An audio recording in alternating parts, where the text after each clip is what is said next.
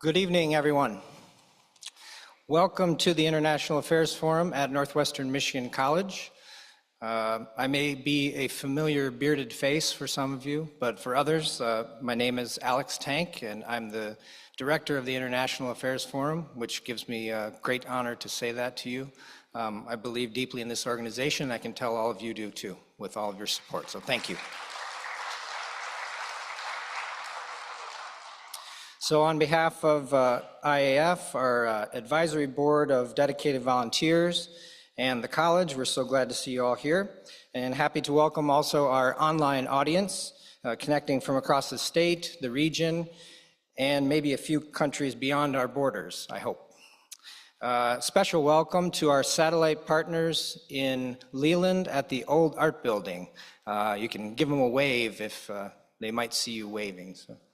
We're glad to have them there. They host all of our hybrid events, and they host a live viewing session and have some discussion after, and that's our way of expanding our impact in the region. And we'd like to do that more. If you know of other nonprofits that are looking for programming to help get them through the winter when things are quiet, they know where to find us. So, want to express our deepest gratitude to the many players who bring you these programs, our invited guests, who I'll introduce momentarily, our supporting members, many of you here, who make this programming possible for students, educators, and all of us in our community.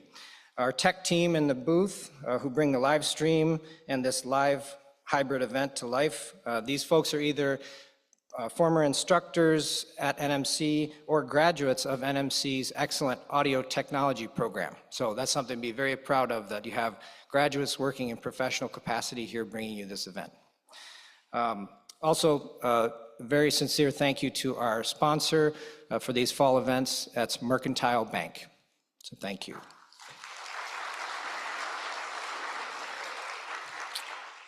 So here's how the evening's program will work, and you can listen to this next bit while you silence your cell phones, please. As always, we'll engage in a Q&A period after a moderated discussion with our invited expert and experts. We invite the online audience to submit questions via the Q&A function, and that can happen at any point during the program. For our in-person audience, we have pre-placed some question cards. You can see them sort of the ends of the aisles. You can grab those or pass them down. And also our excellent volunteers, some from our student leadership team here at NMC, the International Affairs Forum Student Leadership Team. They'll be passing out the question cards as well. So you can start writing your questions. And of course, the more brief and legible your questions are, the more chance we'll have to answer many of them and read them properly. So we'll begin collecting those cards after the moderated conversation segment. So if you have any ready, we'll snatch them up then. All right. Now to introduce our speakers for this evening. Alan Bersin serves as inaugural senior fellow in the Homeland Security project at the Belfer Center, Harvard Kennedy School of Government, and is the executive chairman of Altana AI, an enterprise providing a shared AI model of the global supply chain. Formerly, Bersin served as U.S. Commissioner of Customs and Border Protection and Assistant Secretary in the Office of Policy at the U.S. Department of Homeland Security. He is a senior advisor at the global law firm of Covington and Burling, LLP, based in Washington, D.C. And I enjoyed how that rhymed. Thanks, Alan. Okay, joining us virtually from Washington is Dr. Andrew Selee, president of the Migration Policy Institute, a global nonpartisan institution that serves to improve immigration and integration policies through fact-based research and opportunities for learning and dialogue, just like this event tonight. He is an adjunct professor at Georgetown University, teaching courses on global migration, and has previously taught at Johns Hopkins, George Washington Universities, and has been a visiting scholar at El Colegio de Mexico. He also just finished class, and I see him joining us here, so that's great. Let's see. Yeah, Dr. Selee. Prior to joining MPI. He spent 17 years at the Woodrow Wilson Center, where he founded the center's Mexico Institute and later served as the center's vice president for programs and executive vice president. And finally, our moderator this evening, it's a person you know very, very well. His name is Major General Mike Lehnert. He would have you call him Mike, probably. He spent 37 years in the Marine Corps and held 13 separate commands. In 1995, he deployed to Guantanamo Bay, Cuba during Operation Sea Signal, where he led the Joint Task Group responsible for securing and caring for over 50,000 Cuban and Haitian migrants. His last tour, he commanded the 7 Marine Corps bases west of the Mississippi. After retirement, he worked with Alan Bersin for 18 months as a senior advisor to the Commissioner for Customs and Border Protection. Please welcome to the International Affairs Forum stage, Alan Bersin, Andrew Selee, and Mike Lehnert.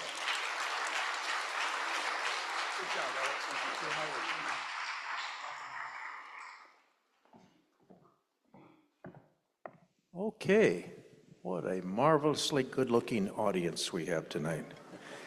Well, my first question is for both of our presenters, but I'm going to start with Dr. Selee. Now, I'm going to call Alan and tell Dr. Selee you tell me to call you something else, but Alan and I have been working together for about 20 years, so I'm very much Andrew, Major General. Okay, Andrew. Yes. That's good. Yeah. So here's the first question that I have, and we'll start with you, Andrew. And what are the facts that the American people get wrong regarding immigration and migration, both globally and to this country? And Andrew, I would ask that you kind of handle the global part, and then we'll ask Alan to talk about what we get wrong here. So Andrew, you're first. I mean, I think the first one, and thank you for the invitation to be at the International Affairs Forum. It's great to be here. I wish I could be in person with you, but I'm just finishing teaching. I teach on Wednesday nights at Georgetown University, so very glad to be with my friend Alan Bersin, who's one of the public thinkers and public servants I most respect, and I know a lot of them. So I really, Alan stands above even among people who've done great things and a real entrepreneur in government and outside of government. So let me just say, I think the first thing is this perception that we're being overrun by immigrants. The statistics tell us that between 3% and 4% of people in the world live in a country outside of where they were born. That means that 96% or more of people have never moved out of their country, or at least have not moved at this moment. The numbers have gone up only slowly over the years. I do think they may be increasing somewhat. We don't have good numbers yet, but certainly it's becoming more unpredictable how people move. But the numbers really aren't, there isn't a sudden jump in this, and I think that's the perception. I think second, we assume most people move by crossing borders illegally. Most people actually move legally. It has become more possible to move in different ways, legally or illegally, but most people still are moving legally. And then I think there's sort of a sense, another myth I would say is that people move permanently. A lot of people do, but a lot of people move back and forth. Also, a lot of migration is circular. People come and go. Some people prefer that. Even historically in the United States, we assumed everyone who came from Europe came and stayed. But we know actually about a quarter to a third of the people who came in the late 1800s and the early 20th century actually went back to Europe. This has always been true. It's true of people from Latin America and the United States today. It's true of most places in the world, not everywhere. It's less true where there are refugees and people who can't go back. But for people who are moving, for opportunities, it often is quite true that people don't think of it as a permanent thing. And then finally, that immigrants are a source of crime and disorder. And at least in the United States, the evidence is mixed across the world. There's not a definitive answer to the question of crime. We do know in the United States that immigrants are much less likely to commit violent crimes, or any crimes actually, or be in prison than native-born Americans. And it holds for people with legal documents or without. It holds for different nationalities. I mean, and actually in the U.S., the difference is usually quite significant between the native-born and immigrants. This is true mostly in Latin America as well. It's a little less clear in Europe. The evidence there is much more mixed.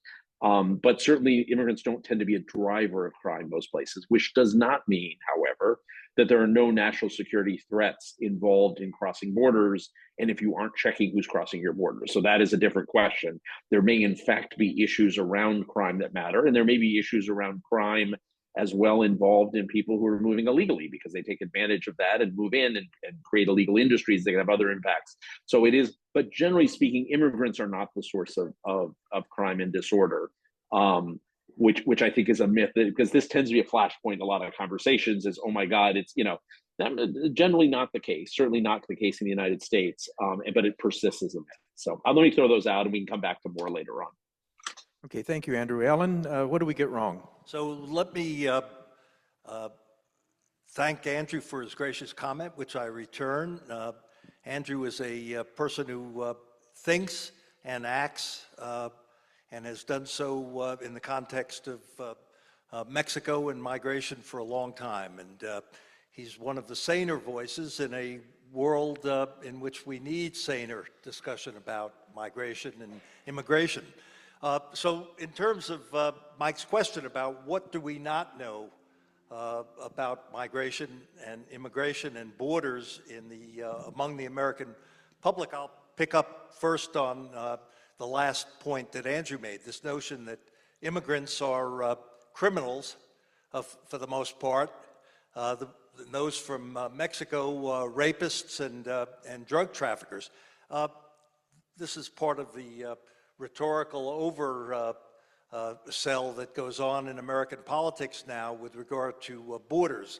And Andrew correctly said it's a handful of people which you will find.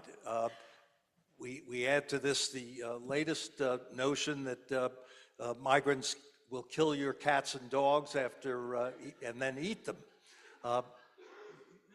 So we all know what we're hearing in the political lead up to this election, but what do we not know over time? So the first is, who is actually crossing the U.S.-Mexico border?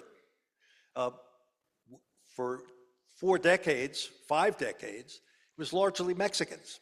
Mexicans coming across the southwest border seeking a better life, and many now somewhere in the area of 8 million Mexicans, documented and undocumented, live in the United States and have contributed to immensely, as all of our immigrant forebears have, in building the United States. But that's not the largest number of migrants that are crossing the border today, legally or illegally. We see flows that Andrew can document along the way in the discussion. We have people coming from elsewhere in the hemisphere. The largest number of people most recently coming out of Venezuela. We have large numbers of Haitians and Cubans coming into the United States, but they're people from all over the world. We have Afghans from the war zones. We also have large numbers of people from the Eastern Hemisphere. And this is the fact of life. It's not a question of Mexican migration. It's Central American migration and other places in the America, El Salvador, Guatemala, Honduras. That's the first thing. The second is this idea that migrants are trying to sneak into the United States, that they are sneaking by the Border Patrol and they are entering illegally. Fact of the matter is that because of our broken asylum system, they're not actually trying to sneak into the United States and avoid Border Patrol agents. To the contrary, they're trying to find them. And we had a couple of pictures that maybe we can put up. So look at that, the picture here. This is a line of migrants, this group largely from Central America. And what's the circle at the end is a Border Patrol truck in which people are trying to sign up and make their application for asylum. So this idea that people are sneaking surreptitiously, let alone violently, into the United States is not true. They are trying to exploit They're trying to seek a better life for the most part, but they're trying to exploit an asylum system that's entirely broken. And that's why we're seeing these enhanced flows, but it's not the way it used to be. Nobody's trying to avoid a Border Patrol agent. They're trying to find them. And that's because of the broken asylum system, which in a word is, to get into the United States, you have to pass a relatively low threshold test called the credible fear test. If you establish that, you're then in effect admitted into the United States to wait for an immigration hearing, an immigration court hearing, at which you seek an immigration judge's ruling that you're entitled to asylum. But because of the backlog, there are now more than 1.3 million cases backlogged in the system. You don't get the hearing for 2, 3, or 4 years. That's why people are coming to the United States and claiming asylum. It's something that the American people have to understand, because it then says the problem with our migration flows at the border is that we can't get our political act together in Congress to actually reform the immigration laws in ways that have been needed for now almost a generation. Well, thank you, Alan. We're going to get into more of the laws, but have a question first for Andrew, and that is this: from a global perspective, how are climate change and regional conflicts drivers of global migration? They're huge drivers. I mean, they're not the biggest drivers, right? I mean, economics is still the biggest driver. And by the way, I should say, I mean, if you want, another myth is also it's all about push factors. A lot of it's about pull factors, right? I mean, a lot of it, when the U.S. economy is strong, there's a really strong correlation to the number of people that want to come to the United States, applications for visas, but also people coming to the border, right? And this is true in other countries as well. So economics is certainly big, but displacement because of conflict or because of climate events are quite major contributors as well. I mean, the estimate is that there's over 100 million people displaced internally or internationally due to conflict.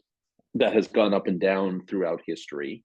And conflicts vary. I mean, they vary from, Syria. The three biggest groups right now are Syrians who are fleeing from a civil war, right, where there were lots of villages that were bombed and cities that were heavily bombed, and people left for all sorts of reasons of direct persecution. You have Ukraine, where there's an invasion by a foreign power, and where the war is mostly in the eastern part of the country, but there have been bombs dropped in other parts of the country, and people have reasons to leave. And you have Venezuela, which is an unusual conflict in our hemisphere because it is a mixture of a political conflict where people are being, persecuted directly with other people who are leaving because the economy collapsed, because of mismanagement of the economy.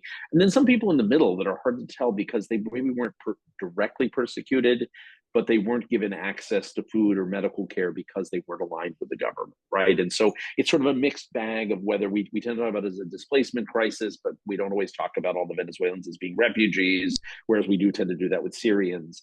But clearly it's conflict, right? I mean, so we know, and right now in Sudan, you're seeing a huge number of people being expelled from Sudan, historically in Somalia, in South Sudan, in Congo. I mean, there are lots of flashpoints around the world. Certainly in Myanmar, I mean, not just the Rohingya, which is a large group that was directly persecuted, but also others fleeing from the civil war and economic mismanagement. I mean, there's a lot of that, right? So conflict's a big driver. And right now, I mean, much of what you saw in the U.S. cities, just to link it back to some of this, were Venezuelans coming to the U.S. Not entirely, but the people who were most visible were Venezuelans, because unlike people who come for economic opportunity, tend to have someone's couch to sleep on. They tend to have a relative or a friend of a friend or a neighbor who is already living in the United States. The Venezuelans fled their country as the economy was collapsing. There was 1,000,000% inflation. There was political persecution. They left en masse. A quarter of the population left. 6 million of them are living in other countries in Latin America and the Caribbean. And at some point, when it became possible to get to the US, it became possible to cross this perilous area known as the Darien Gap between Colombia and Panama. It seemed to be easier to get into the United States. A lot of them started coming to the United States. And COVID had also damaged, the economic crisis had damaged their livelihoods where they had gone in the first place. And so a lot of them came, but they didn't have ties to the U.S. They were like a displaced population. They're moving to get away from something. They don't have a country to go back to, and they're seeking to go wherever they can go.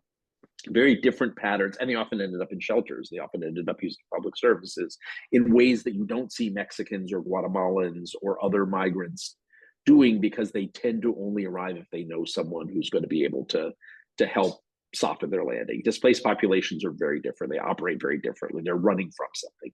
And then finally, Mike, if I may, on climate, there's both climate events. We know, people leave because of hurricanes. They leave because of tsunamis. They leave because of specific things that happen.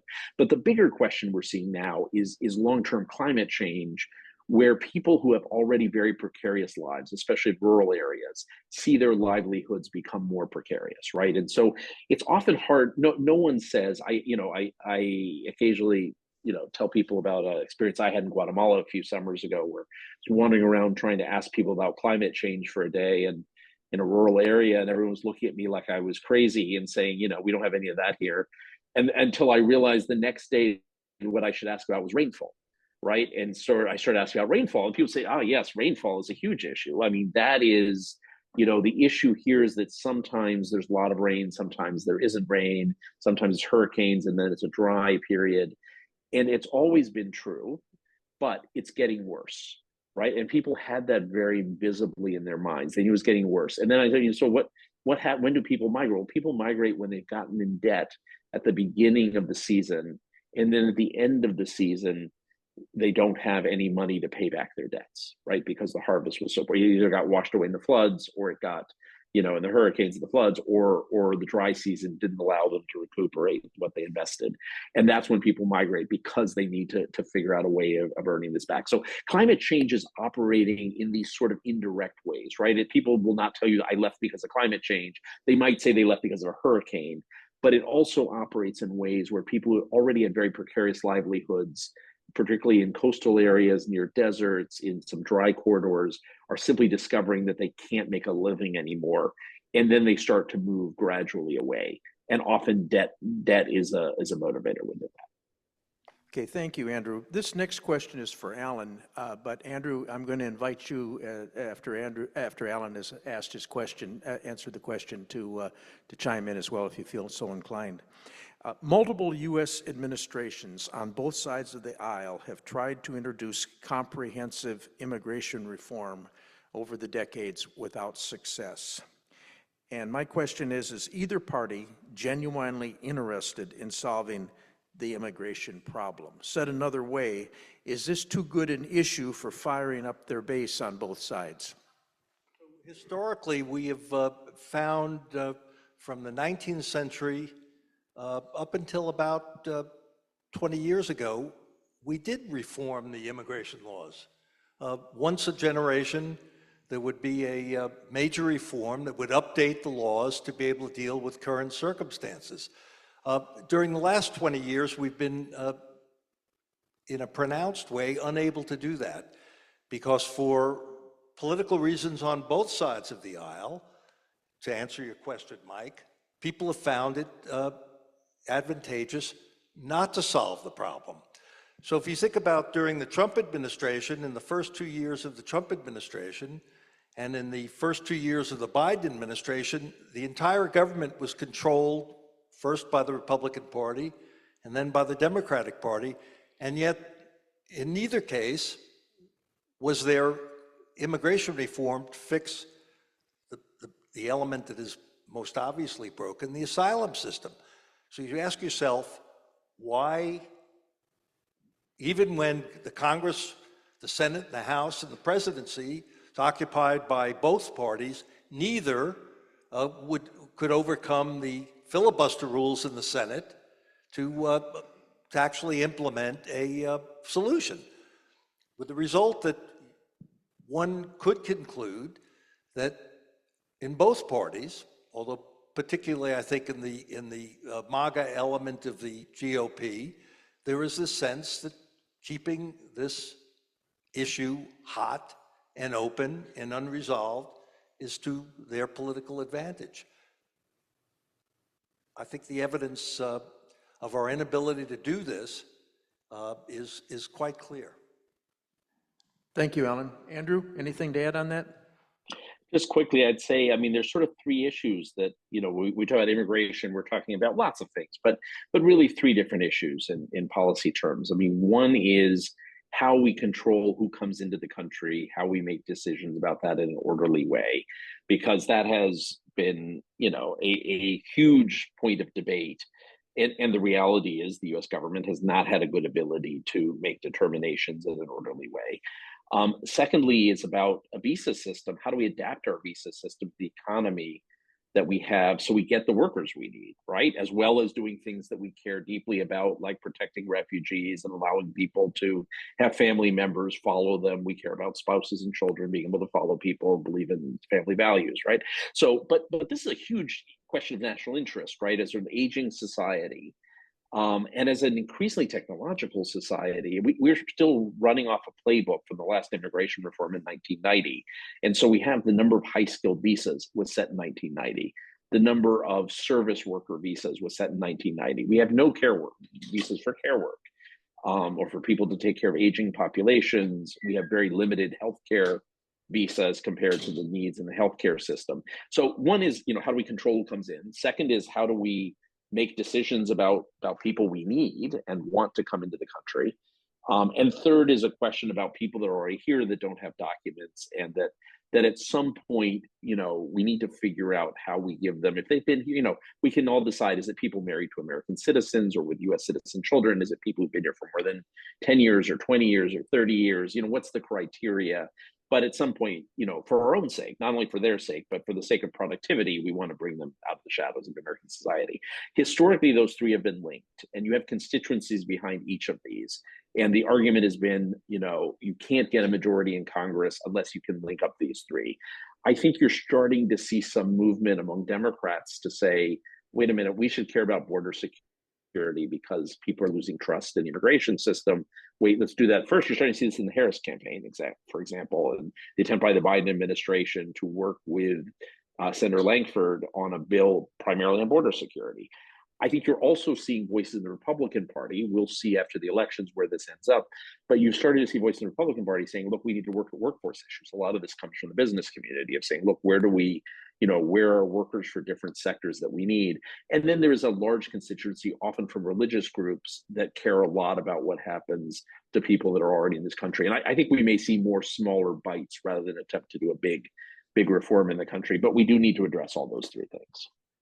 Okay, thank you. I'm going to actually pivot or leverage this comment that you made about demographics. About 5 months ago, we had a presenter here that looked at global demographics, and she made a very compelling argument about how first world countries are becoming demographically inverted, and that the first countries that get it right, either by increasing their birth rate, unlikely, or bringing in young people who can work, those countries that get it right are probably going to be economically advantaged. So I'm going to ask Andrew to answer that particular part of the question, and then I'm going to ask Alan to follow up with some discussions about some regional opportunities that we have.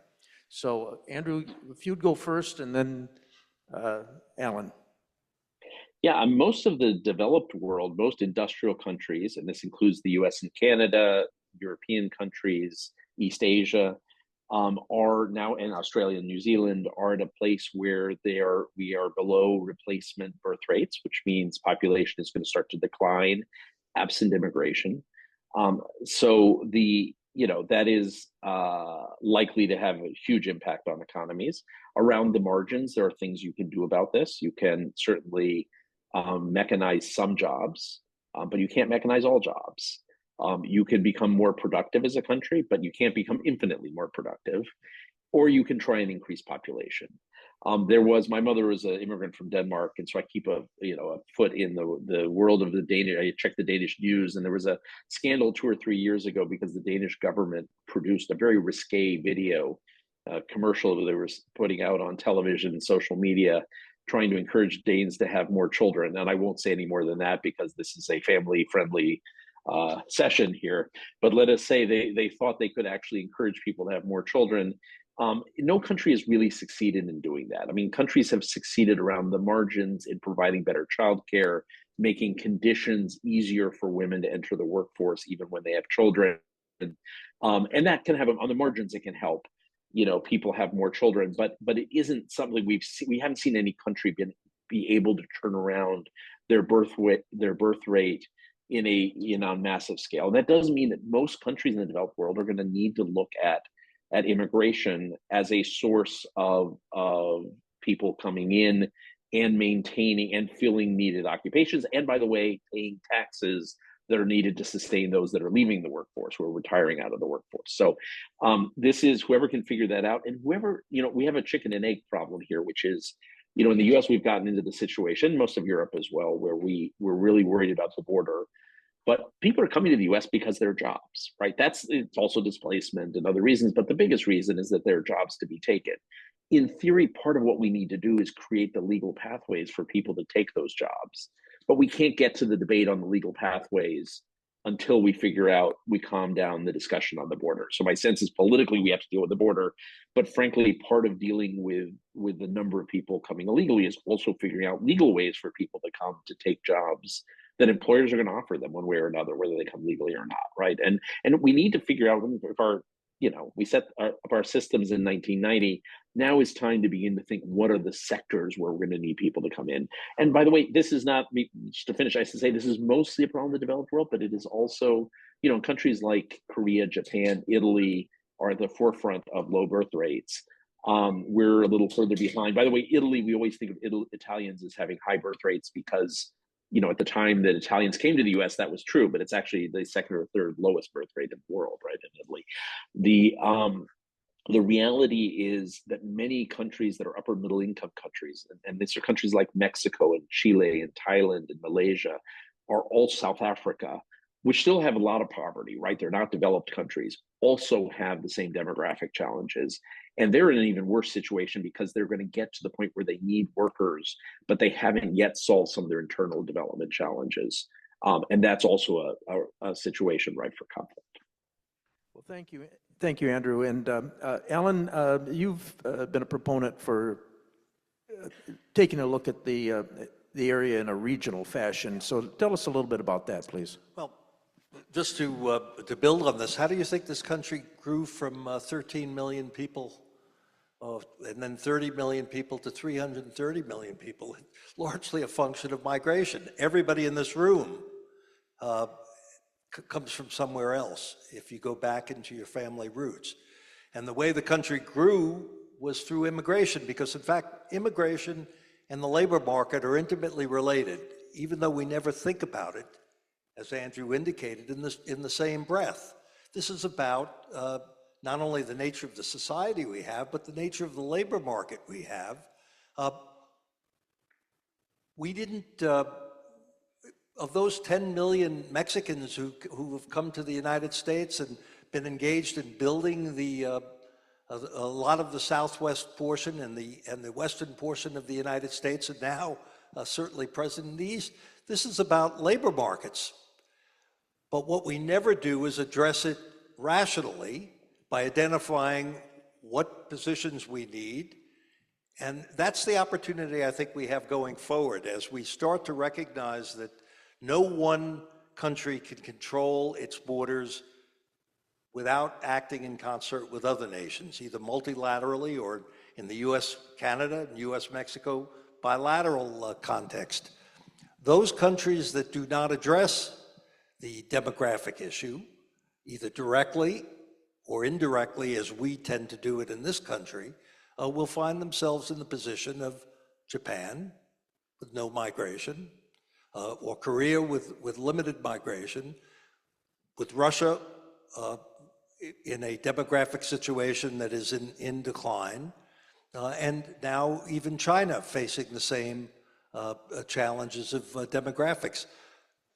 We can either do it by having a design policy that talks about workforce development, labor markets, or we can have an immigration system that doesn't address those basic questions, but lets people in.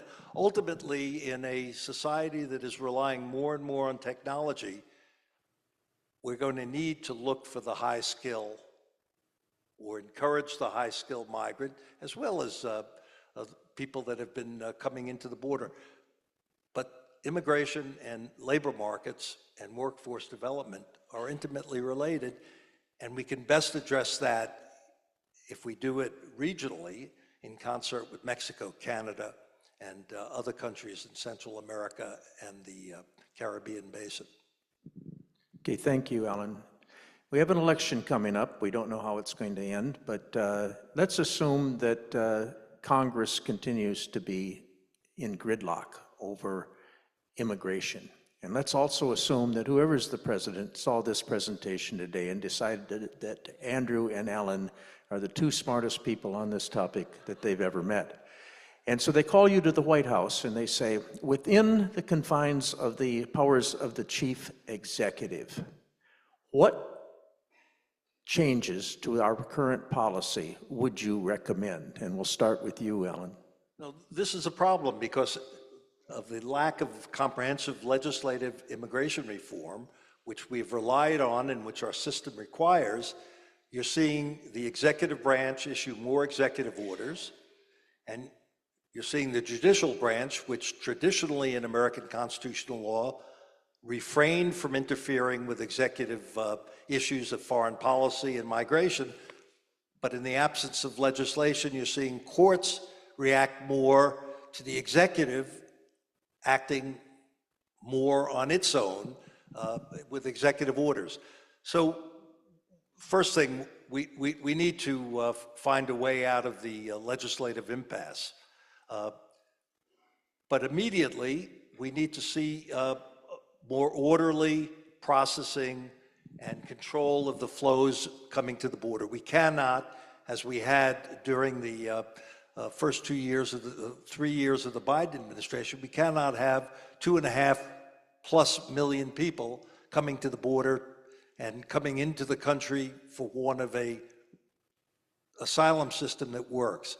So first, and the Biden administration has done that by executive order. Andrew mentioned the bipartisan agreement that President Trump and Speaker Johnson determined not to permit to go to vote in the Senate, but there was the first bipartisan immigration bill that had come up in almost 10 years, which provided for limits on how many people could enter the country when you reached a certain level, and then provided more resources to process the asylum cases.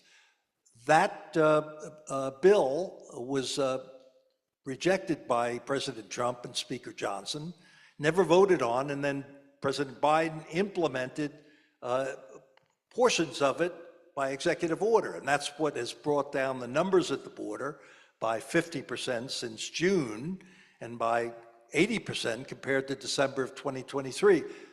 But this rests on something that the American people are not aware of. The reason this is working is because most of the enforcement is being done by the Mexican government on the Mexican side, as the U.S. does not accept people coming in, and they are being prevented from approaching the border by Mexican authorities. This is a very fragile arrangement that's working, but it's very fragile. So the first thing you've got to do, control the flows, which I think is work regionally with Mexico to implement the current system, which I think is what at least Kamala Harris has in mind and her administration. And that's, frankly, in my view, preferable to the much more draconian approach that Donald Trump would take, which we've had a taste of with Stephen Miller being in charge of immigration policy. And I'm actually, you heard me be critical of what happened in the first 3 years of the Biden administration. So this is not a partisan matter for me.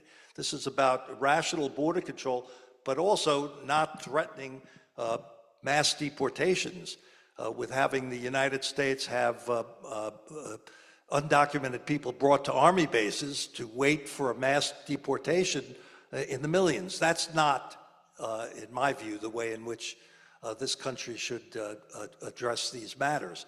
But the first thing is get control of the flow and then work on those incremental deals that can be reached across the aisle to start getting our immigration laws in order.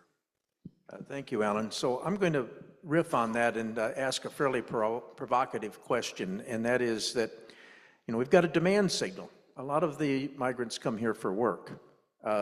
Should we address the demand signal involved with undocumented immigrants and hold industry and businesses, particularly CEOs, accountable for employing undocumented workers? Well, the fact of the matter is that we should also recognize that these flows, which have aided us as much as we dislike the disorderliness, we have to recognize that there's a great hypocrisy among all of us, because we want secure borders, but we want cheap labor.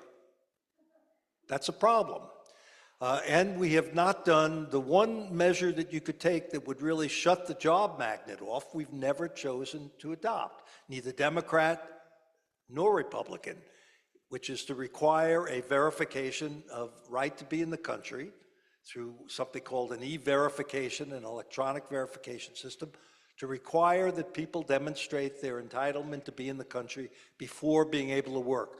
The systems that have been put in place have been piecemeal and frankly hypocritical because they're not geared to be effective. But maybe we don't want that. But we've got to actually recognize this tension between we want secure, orderly borders, but we also want cheap labor. That's the basic hypocrisy that we've got to confront.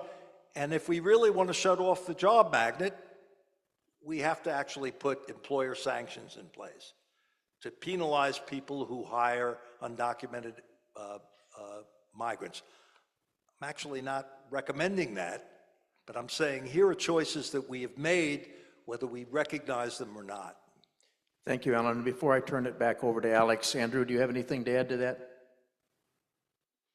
No, I think there is a rational universe in which you could get people in a room to do exactly what Alan's suggesting, which is, figure out how we have better controls at the border, which is a lot about, is as he's talked about, the asylum system and who gets access to asylum, how we make decisions before people get to the border, how we extend visas to people who we need in the workforce, how we bring out of the shadows people who are, don't have documents, and then we impose employer sanctions on people who continue to employ people without documents in the future, right? There is a rational universe that is both, and we work with partners in the region on the enforcement side, as well as on options for people who are already displaced staying in those countries, particularly Venezuelans, Nicaraguans, and other populations that are living in other Latin American countries, so people can stay there.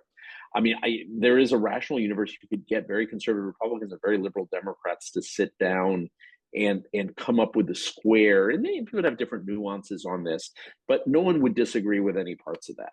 Politically, it's really hard to get there, right? And each piece of this, you will hear from people, and I think it's right, you don't want to do employer sanctions when you have, 4 or 5% of the workforce is undocumented. What would that do for the existing workforce in this country?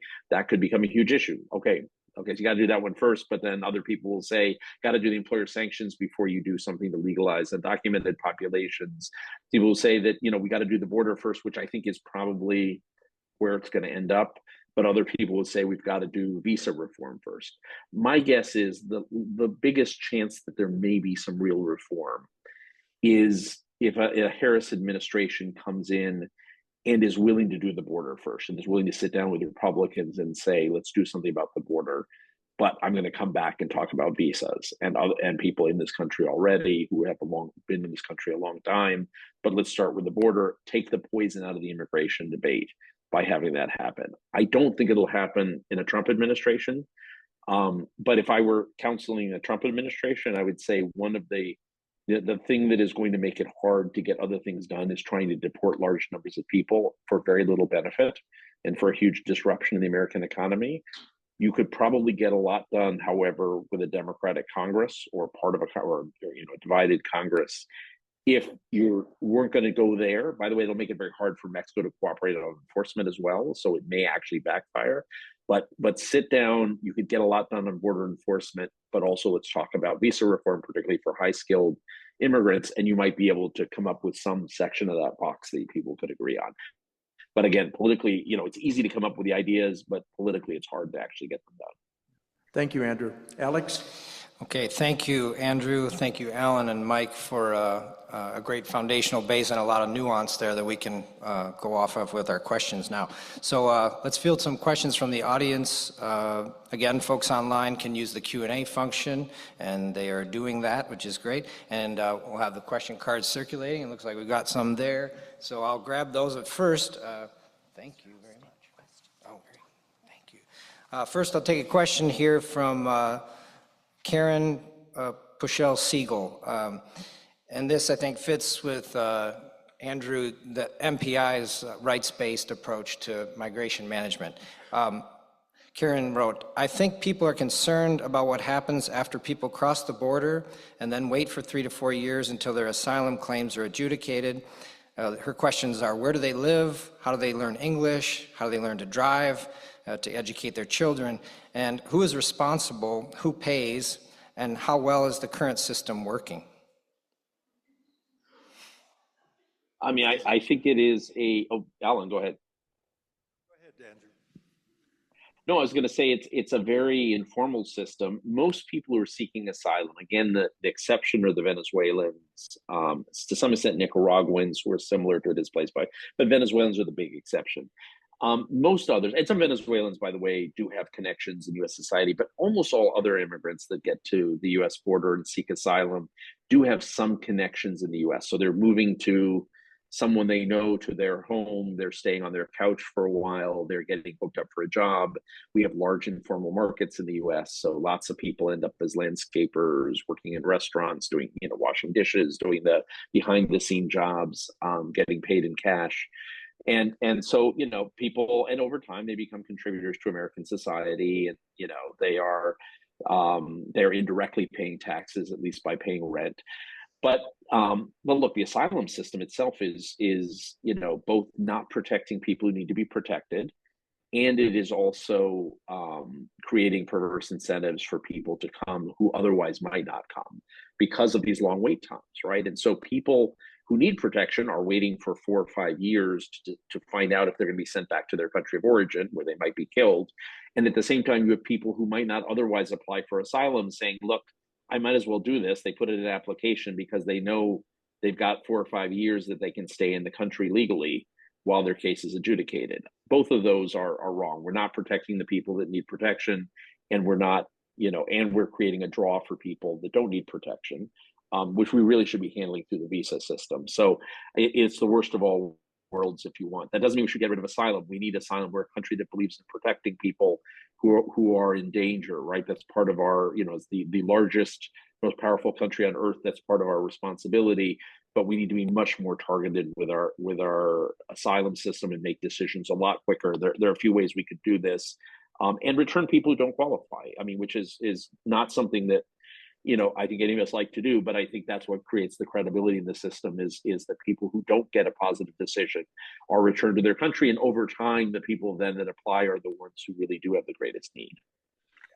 In addition to that, when the numbers are overwhelming in the way they had been prior to the implementation of President Biden's executive order, you see a result that the system cannot absorb the number of people and cannot even hold them in a proper way until they find their roots, the family reunification route, which is, or friends from their villages, that actually accounts for it. But when the numbers get overwhelming, you see what we've seen over the last couple of years, where migrants are being sent to large urban centers in the East, New York, Boston, Chicago, Denver in the West, and the cities are unable to manage this, and at great cost to the taxpayer. There's no question that these are costs that are borne by the American taxpayer.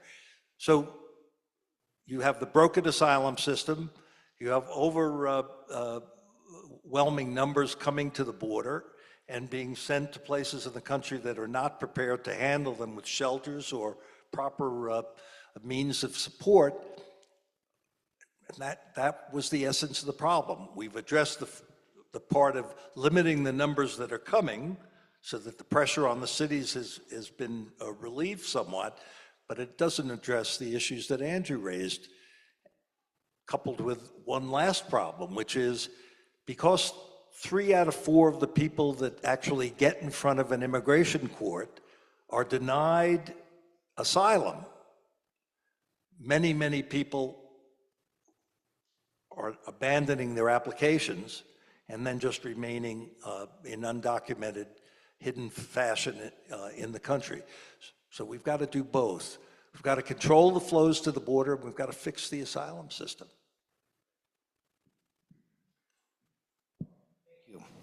Thank you, Alan. To continue on that flow of immigrants issue, this question came from a student, part of our student leadership team. Do you see the physical barrier as a solution as proposed by the Trump administration, or what would be the solutions to get control of how many people enter the U.S.? How do you control the flow? And I would further add, how does technology fit into the future of immigration and border protection? You need to have a deterrent, and you achieve that by enforcement. That's just the beginning.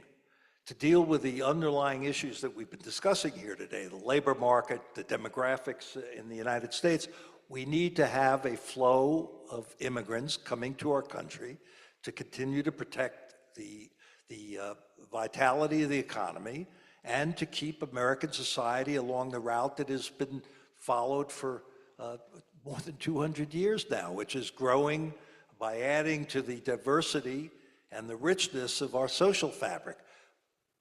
But we've got to do it in an orderly fashion. We can't do it by indirection.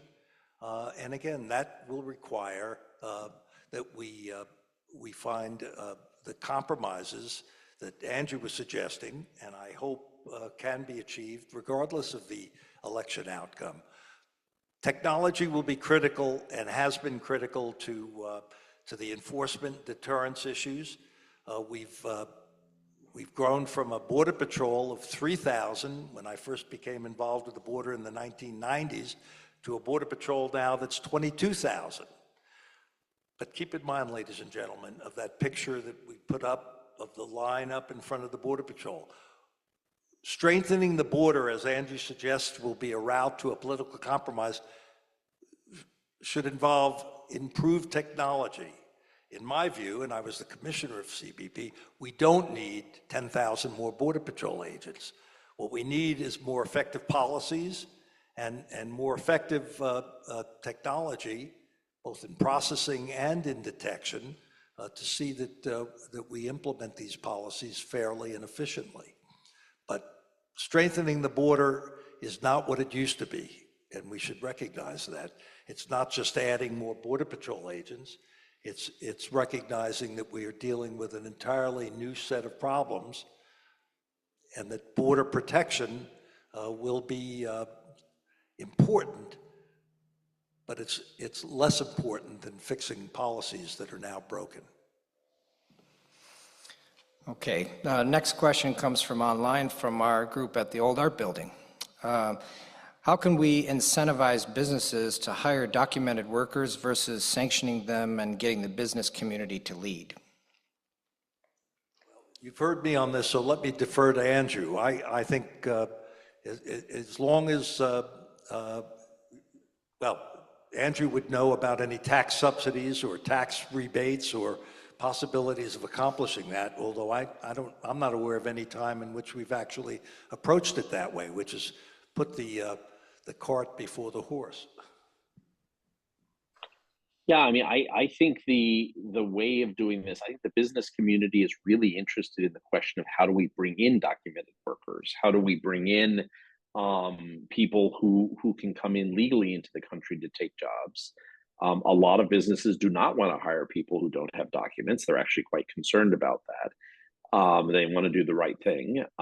Smaller businesses sometimes don't follow that, or what often happens is you get, particularly in the construction industry and some other areas, you have subcontractors of subcontractors of subcontractors, right? I mean, down the legitimate large business at the top is hiring only legal enterprises who hire legal enterprises, but down further below are companies, smaller service providers, who are paying in cash. So there's I think the ultimate answer is, how do we have the legal pathways, the visa pathways for people to come into this country to take jobs in those sectors where we are going to need workers, and who can then also pay taxes.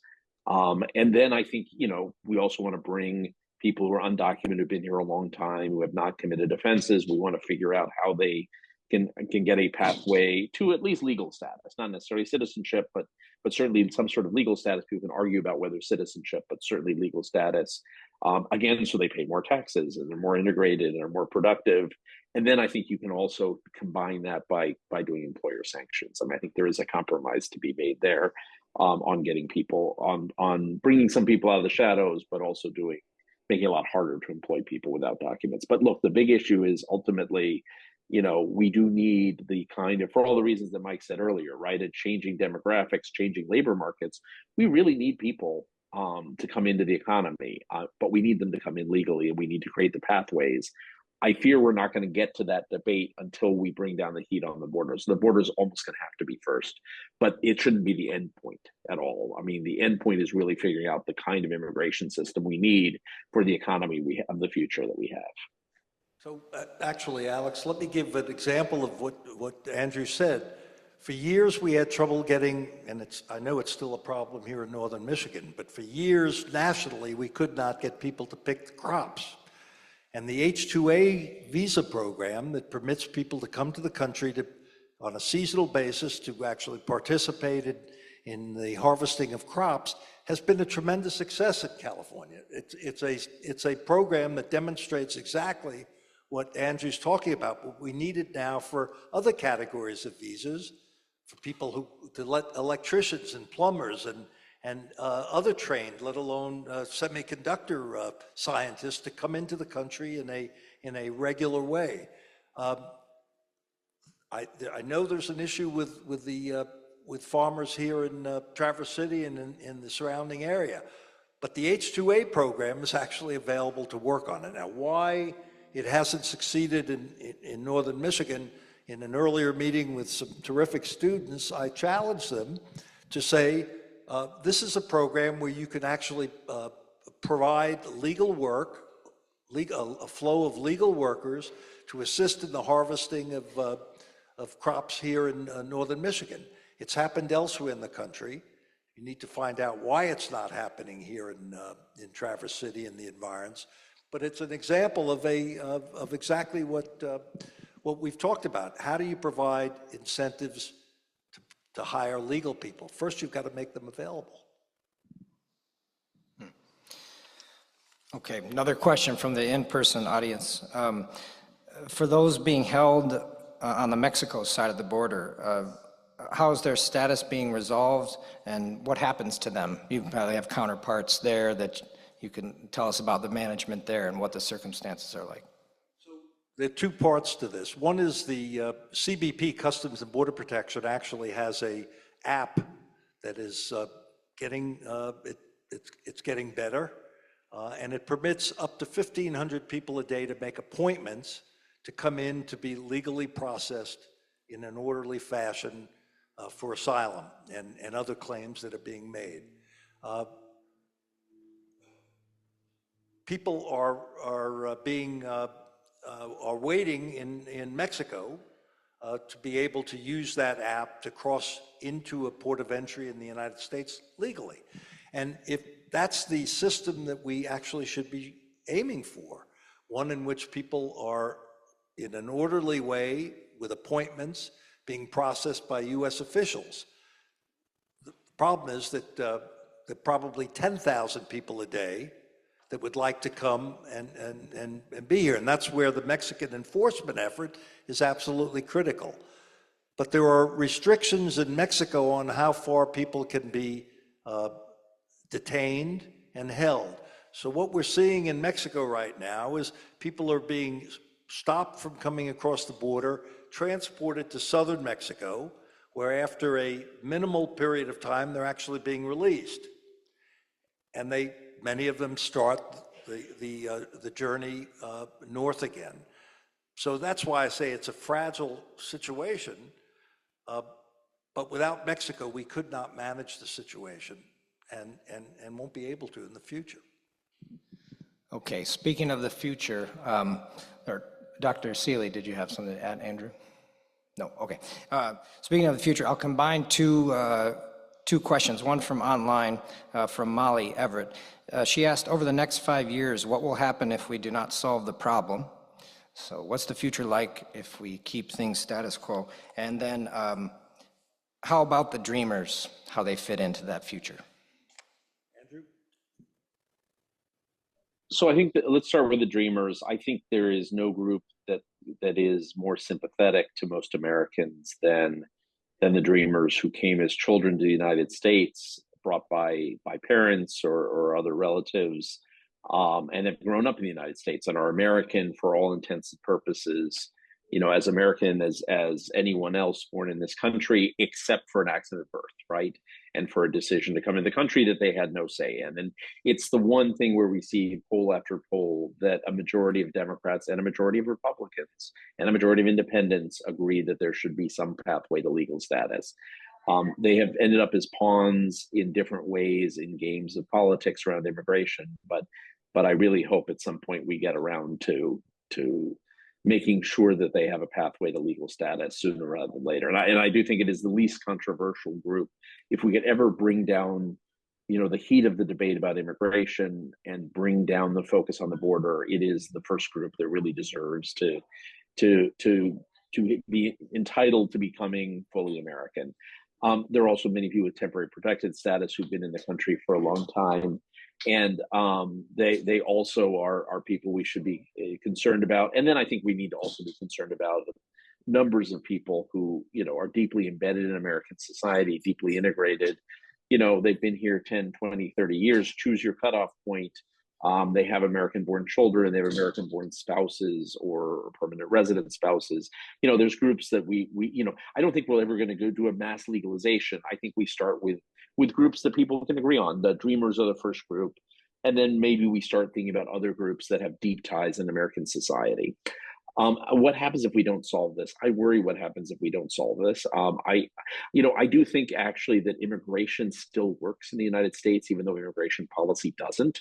But what I mean by that is, you know, we continue to benefit economically from people who come to this country, especially in those who come legally, but also, frankly, from those who don't come legally. I mean, people are moving into the workforce. Immigrants have much higher workforce participation than native-born Americans. They are, you know, their children do even better. Their children actually move up quite quickly in American society, at least so far, according to all the numbers we've seen on this, and we've looked at this quite extensively, and they get much more educated in second generation. A lot of immigrants are well educated, actually. Among legal immigrants, almost half actually have a college degree that come to the United States. So it's actually a highly educated population. It's less true of people who come across the border unauthorized, however. So immigration does work in some weird way, and most immigrants actually fulfill a dream of making their life better off, supporting their family at home, or giving their children a better future.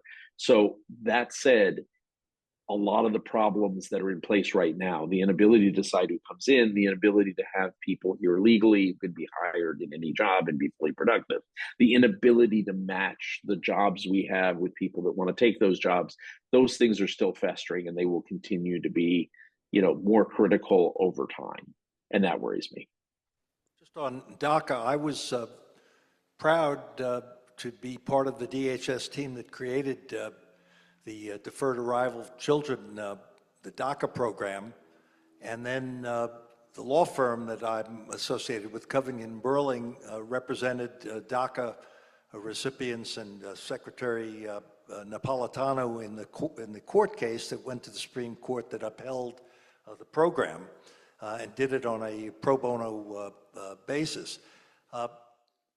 As Andrew said, this is a program that more than 75% of the American people support, providing these people that have served in our military gone to our colleges, work in our industries, have been part of our communities for a generation, and we've been unable to address that. That's something you should write your congressperson about. That's something you can do something about in terms of saying, whatever else, let's do the right thing by 750,000 children who have now grown into upstanding members of American society.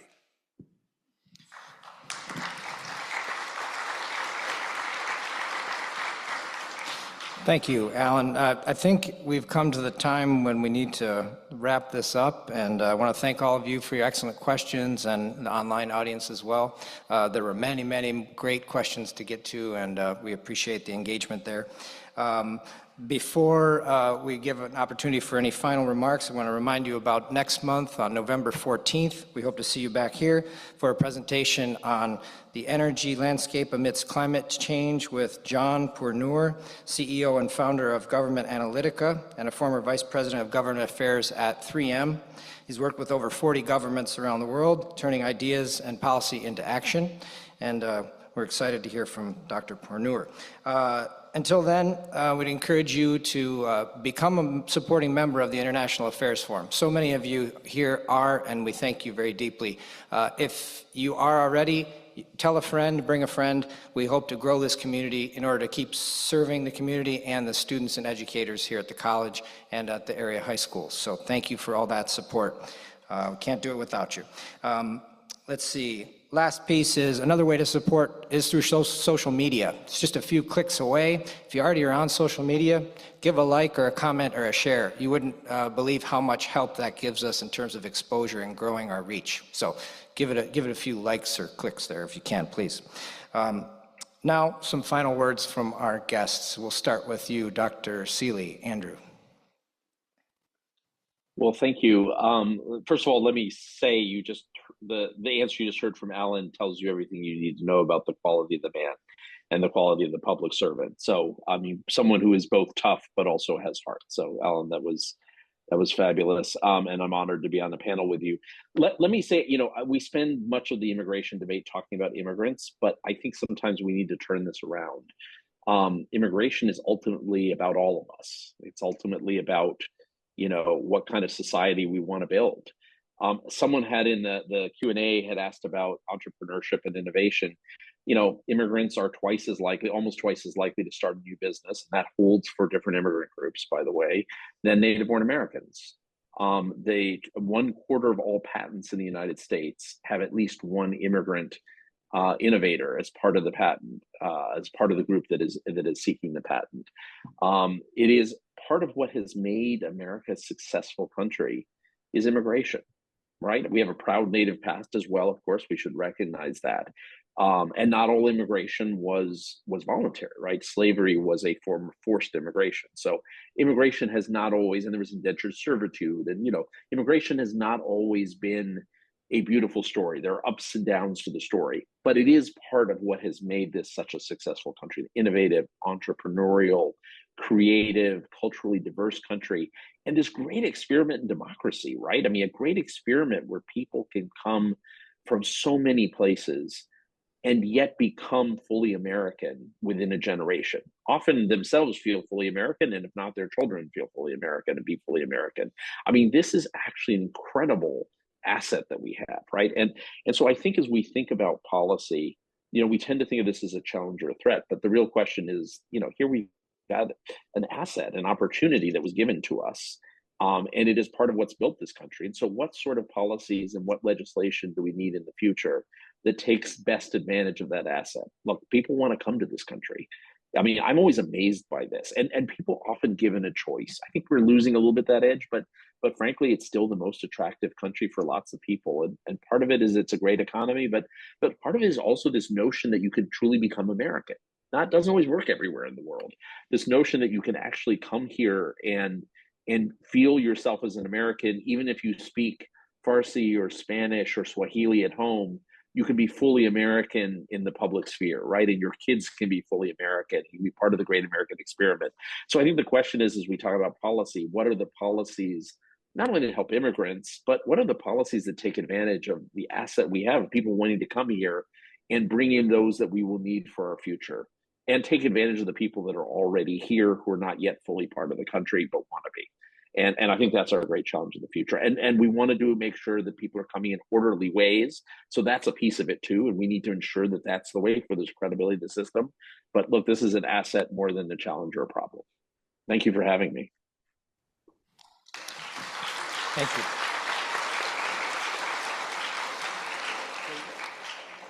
Immigration is a central part of our history, and we should take pride in that, as Andrew suggests.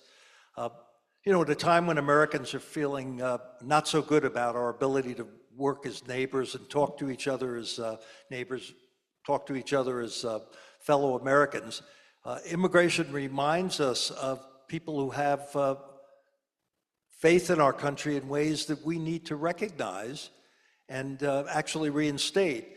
And I want to thank the International Affairs Forum for bringing this issue up. And I want to urge all of you, as we move toward the Thanksgiving season, to actually use the themes that we've talked about here, to find a way to talk to those who you haven't been able to talk politics with in the last 5 years, to actually start to talk about what should our border look like, and what should our society look like, and what should our migration policies look like, and shouldn't we take advantage of our DACA fellow Americans?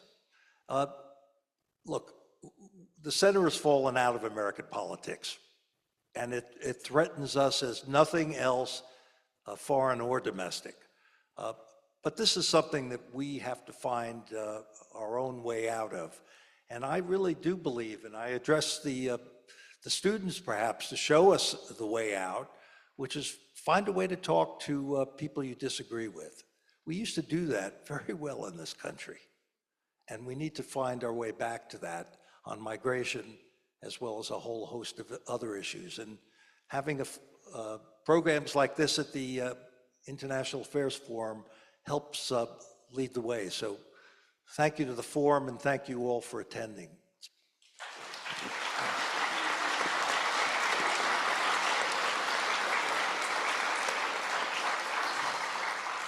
Well, thank you, Alan Bersin, Dr. Andrew Selee, and Major General Mike Lehnert. It was an amazing discussion, and we all go away from it richer and more well-educated in this tough issue. Alan, you took the words right out of my mouth, which I was going to say that we should, keep listening to one another. You said, make sure we can still talk to each other. It's highly fundamental, seems simple, but it takes great intention and determination. So heading into a tough season, that's what I'd impart. And stay curious about others' perspectives. We've just heard some great expert perspectives, and we look forward to more, and all of you joining us again. Thank you very much, and good night.